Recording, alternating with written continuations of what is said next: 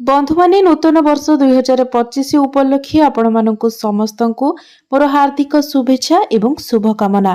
तो आज यह भिडियोटी कुंभ राशि व्यक्ति विशेष मानक पई बहुत गुरुत्वपूर्ण अछि। तेणु आपणकर जदि कुंभ राशि होइथाय तो भिडियोटी को स्किप न करी थरे मात्र शेष पर्यंत निश्चय देखंतु। बंधु माने आम समस्तंक मनरे एही उत्कंठाटी रहिछि जे आसिबाकु जाउथिबा नूतन वर्ष 2025 मसिहाटी आम माननक पई किपरि रहिबो, आम जीवन रे केउ सब परिवर्तन आसिबो। एही नूतन वर्ष 2025 रे कुंभ राशि व्यक्ति विशेष मानकर स्वास्थ्य, शिक्षा, प्रेम जीवन, वैवाहिक जीवन, भाग्य, क्यारियर एवं व्यापार वाणिज्यर स्थिति किपरि रहिबो से विषय रे आजिर एही भिडियो रे आमे माने विस्तार रूप रे आलोचना करिबा। कुंभ राशि वार्षिक राशिफल जानिबा। कुंभ राशि व्यक्ति विशेष मानक पई एही नूतन वर्ष 2025 टी किपरि रहिबो, कारण एही नूतन वर्ष 2025 टी अन्य वर्ष मानक परे एते साधारण नुहे। एही नूतन वर्ष 2025 रे चारोटी बड़ ग्रहंकर राशि परिवर्तन हेबाकु जाउछि, जहाँकि एक महासंयोग अटे। शनि, राहु, केतु एवं देवगुरु बृहस्पति एही 2025 मसीह रे निजर राशि परिवर्तन करबाकु जाउछंती, जेतेबेले कि शनि प्रति 2.5 वर्ष रे निजर राशि परिवर्तन करिथांती। राहु एवं केतु प्रति 1.5 वर्ष रे निजर राशि परिवर्तन करिथांती एवं देवगुरु बृहस्पति प्रति 1 वर्ष रे निजर राशि परिवर्तन करिथांती। तेबे एही 4 गोटी बड़ प्रमुख ग्रह मानकर राशि परिवर्तन आपणक जीवन उपरे केउ भली प्रभाव पकाइबो, आपणक जीवन रे केउ भली परिवर्तन आनिबो से विषय रे आजिर एही भिडियो रे आमे माने विस्तार रूप रे आलोचना कर। तेबे बंधु माने कुंभ राशि व्यक्ति विशेष मानक पई एही नूतन वर्ष 2025 मसियाटी बहुत गुरुत्वपूर्ण अटे, कारण आपणक राशि रे एही नूतन वर्ष 2025 मसिया रे शनि 7.5 तृतीय चरण आरंभ होइजिबो। यह व्यतीत राहु एवं केतु जे कि कली जुगर राजा अटंती। राहु एवं केतुंकर प्रभाव सबुठारु अधिक आम जीवन उपरे पड़िथाए। तो एही नूतन वर्ष रे राहु आपणकर राशि रे प्रवेश करिवे। तो बंधु माने सबुठारु आश्चर्य कथा हेउछि जे शनि आपणकर राशि रु बाहरिबे एवं राहु आपणकर राशि रे प्रवेश करिवे एवं केतु आपणकर सप्तम भाव रे गोचर करिवे एवं देवगुरु बृहस्पति मध्य राशि परिवर्तन करी आपणकर पंचम भाव रे गोचर करिवे। तो 15 मे को देवगुरु बृहस्पति निजर राशि परिवर्तन करिवे। 18 मे को राहु एवं केतु निजर राशि परिवर्तन करिवे एवं 30 मार्च 2025 को शनि निजर राशि परिवर्तन करिवे एवं सेतेबेले आपणकर शनि 7.5 तृतीय चरण आरंभ होइजिबो, अर्थात 30 मार्च 2025 ठारू आपणकर शनि 7.5 तृतीय चरण आरंभ होइजिबो। तेबे बंधु माने भिडियोटी रे आगकु बढ़िबा पूर्वरु जदि आपणकर कुंभ राशि होइथाय तेबे भिडियोटी को लाइक करी चैनलटी को सब्सक्राइब करि देबे एवं कमेंट बॉक्स रे जय श्री जगन्नाथ निश्चय लिखिबे। तो बंधु माने आजिर एही भिडियोटी जन्म राशि एवं चंद्र राशि उपरे आधारित अटे। तो राशि चक्रर 12 गोटी राशि मध्यरु 11 नंबर राशि हेउछि कुंभ राशि। तो आपणकर प्रथम भाव रे विराजमान अछंती शनि एवं आपणकर प्रथम भाव रे शुक्र मध्य विराजमान अछंती। द्वितीय भाव रे विराजमान अछंती राहु। चतुर्थ भाव रे विराजमान अछंती देवगुरु बृहस्पति। षष्ठ भाव रे विराजमान अछंती मंगल। अष्टम भाव रे विराजमान अछंती केतु। दशम भाव रे विराजमान अछंती बुध एवं आपणकर एकादश भाव रे विराजमान अछंती सूर्य।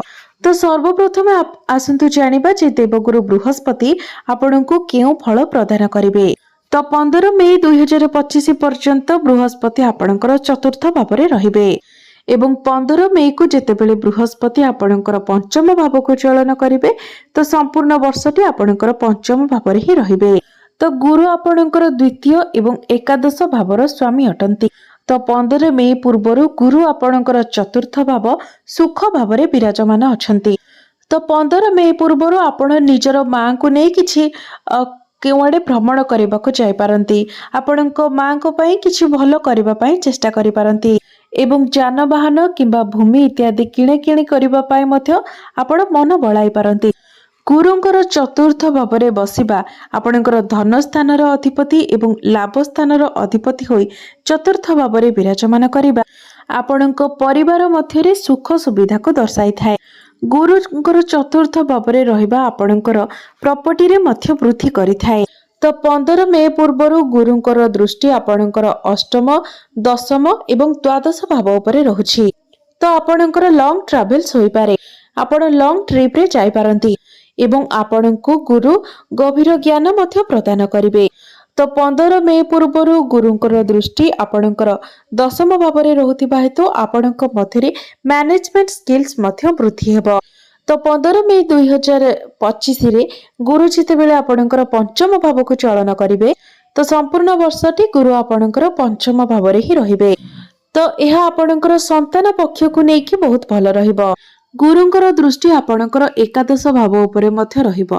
तो जो माने संतानर कामना करुथिले निश्चित भावरे 15 मे परे सेमानकु संतान सुख प्राप्ति हेबो। यह सहित गुरुଙ୍କର दृष्टि आपणकर भाग्य स्थान अर्थात नवम भाव उपरे मध्य रहिबो। यह सहित आपणकर प्रथम भाव उपरे मध्य गुरुଙ୍କର दृष्टि रहिबो। तो 15 मे परे निश्चित भावरे आपणको अचीवमेंट्स मध्य मिलिबो। गुरुଙ୍କର दृष्टि जेतेबेले आपणकर प्रथम भाव अर्थात आपणकर चंद्रमा उपरे पड़िबो, तो आपणकर मेंटालिटी मध्य बहुत भल रहिबो। शनि मध्य आपणकर राशि रु जेहेतु बाहरी जिबे, तो आपणकर ओभर थिंकिंग मध्य कमी जिवो। आपणक मध्यरे अधिक पॉजिटिविटी आसीबो। यह सहित आपणकर एनर्जी लेवल मध्य भल रहिबो। आपणक मध्यरे पॉजिटिव एनर्जी रहिबो। यह सहित जेतेबेले आपणकर भाग्य भाव उपरे गुरुଙ୍କର दृष्टि पड़िबो, तो गुरु आपणकर भाग्य को मध्य बहुत भल बनाइबे, कारण गुरु हेउछन्ति भाग्यर कारक ग्रह। तो जेतेबेले गुरुଙ୍କର दृष्टि आपणकर नवम भाव उपरे रहिबो, तो गुरु आपणक भाग्य रे वृद्धि कराइबे। आपणकर गृह रे कोनोसी शुभ मांगलिक कार्य होई पारे। आपण किछि नूतन जिनिस शिक्षा करि पारंती, कोनोसी नूतन स्थान को आपण यात्रा करि पारंती। आपणकर भाग्य रे लाभ मध्य देखा देबो, कारण गुरुଙ୍କର दृष्टि आपणकर भाग्य भाव सहित आपणकर लाभ स्थान उपरे मध्य रहुछि। चाकरी क्षेत्र रे आपणकर प्रमोशन होई पारे। आपणकर फाइनेंशियल ग्रोथ हेबो, आपणको प्रॉफिट हेबो। ताहा आपणकर जॉब रे हेउ किबा बिजनेस रे हेउ आपणको निश्चित भाबरे लाभ प्राप्ति हेबो। एबे आसंतु जानिबा शनि आपणको केउ भली फल प्रदान करिवे। तो बंधु माने 30 मार्च 2025 पर्यंत शनि आपणकर राशि रे रहिबे, आपणकर प्रथम भाव रे रहिबे। मात्र 30 मार्च 2025 को शनि आपणकर द्वितीय भाव को चलन करिवे। तेबे बंधु माने शनि जतेबेले आपणकर प्रथम भाव को आसिले, तो सेतेबेले आपणकर शनि 7.5 रो द्वितीय चरण आरंभ होई गला। मात्र शनि एठारे आपणकर शश नामक राजयोगर निर्माण करूछंती। तथापि भी आपणक उपरे रेस्पॉन्सिबिलिटी बहुत अधिक रहिछि। आपणक उपरे कार्यभार बहुत अधिक रहिछि। आपण जेते अधिक कार्य कले मध्य, जेते अधिक परिश्रम कले मध्य आपणको सेही हिसाब रे किंतु पारिश्रमिक मिलु नाही। जेहेतु चंद्रमांक उपरे शनि विराजमान अछंती, तो बेले बेले काम कार्य रे आपणकर मन लागिबो नाही। आपणक मध्यरे आलस्य देखा देबो। बेले बेले आपण 14-15 घंटा कार्य करिवे एवं बेले बेले आपणकर बिल्कुल भी काम करबाको इच्छा हेबो नाही। तेबे काम करबाको इच्छा नहेले मध्य आपण काम करबाको बाध्य हेबे, कारण शनि आपणको निहाती भाबरे कार्य कराइबे। तेबे 30 मार्च पर्यंत आपणकर द्वितीय चरण रहिबो।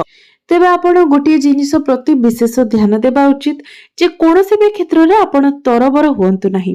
तरबरिया भाबरे कोनोसी भी डिसिजन नियंतु नाही, कारण एही तरबरिया डिसिजन आपणको फ्यूचर रे समस्यार सम्मुखीन कराइबो। ताहा आपणकर चाकरी क्षेत्र रे हेउ, आपणकर प्रेम जीवन रे हेउ, वैवाहिक जीवन रे हेउ किबा आपणकर शिक्षा क्षेत्र रे हेउ, कोनोसी भी क्षेत्र रे आपण तरबरिया भाबरे कोनोसी डिसिजन नियंतु नाही। कारण जेबे भी चंद्रमा उपरे शनि विराजमान थांती, तो आपणकर डिसिजन पावर कम हो जाई थाए। आपण बहुत अधिक नेगेटिव हो जाई थांती। आपण भलटारु अधिक खराब कथा चिंता करि थांती। सेतिपाई तरबरिया भाबरे आपण कोनोसी डिसिजन न नै भल भाबरे भाबे चिंती डिसिजन नेबा उचित। तेबे 30 मार्च को शनि जेतेबेले आपणकर द्वितीय भाव को आसीबे, तो आपणकर शनि 7.5 रो तृतीय चरण आरंभ हो जिवो। तो सेतेबेले आपण देखिबे जे आपणको उपरे जे रेस्पॉन्सिबिलिटी बहुत अधिक रहितिला, दायित्व बहुत अधिक रहितिला, ताहा धीरे धीरे कम हेबाको लागिबो। आपणकर वैवाहिक जीवन रे जे समस्या रहितिला किबा आपणकर लाइफ पार्टनरकर हेल्थ रे जहा भी किछि समस्या थिला, सेथिरे आपण सुधार आसीबार देखिबाको पाइबे। एवं जेतेबेले शनि आपणकर राशि बाहरी जिबे तो आपण जो सठिक समय सठिक निर्णय नहीं पार नथिले तो ताहा मध्य ठीक हो जिवो आपण ठीक डिसीजन नहीं पारिबे।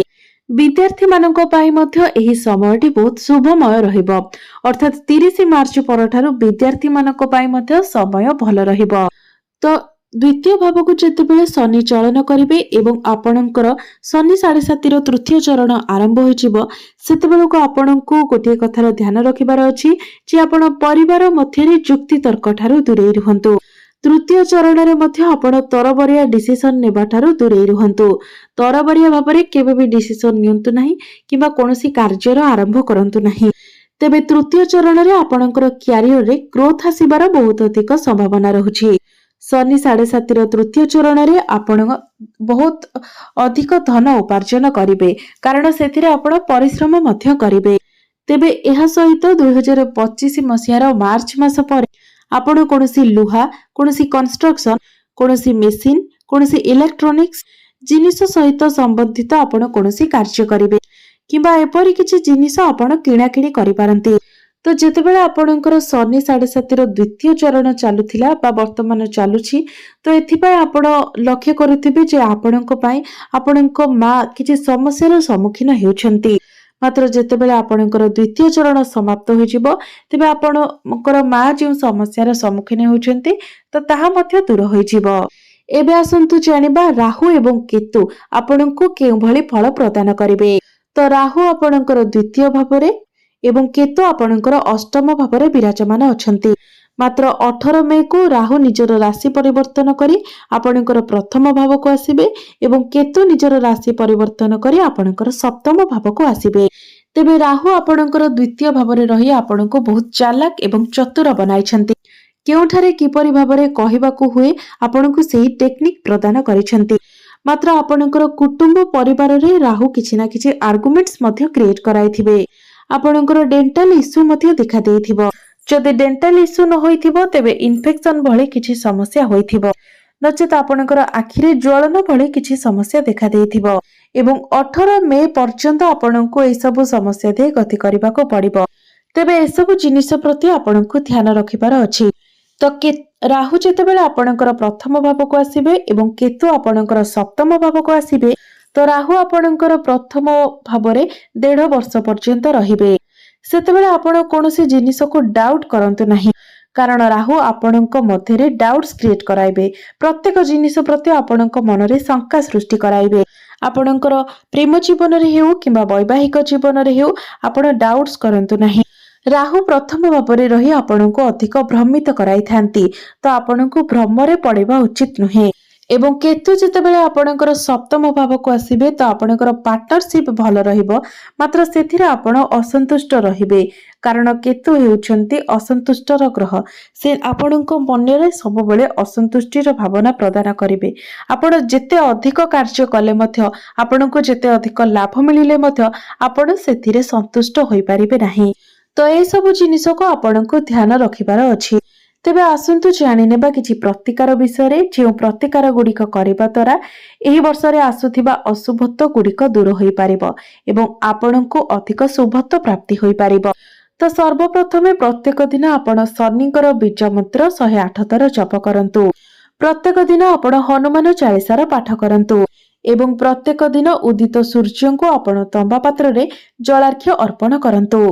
या सहित आपण प्रत्येक दिन प्रभु गणेशंकर मध्य आराधना करंतु। तेबे बंधु माने आपणकर जीवन मंगलमय हो एहा ही ईश्वरंक निकटरे मोर प्रार्थना।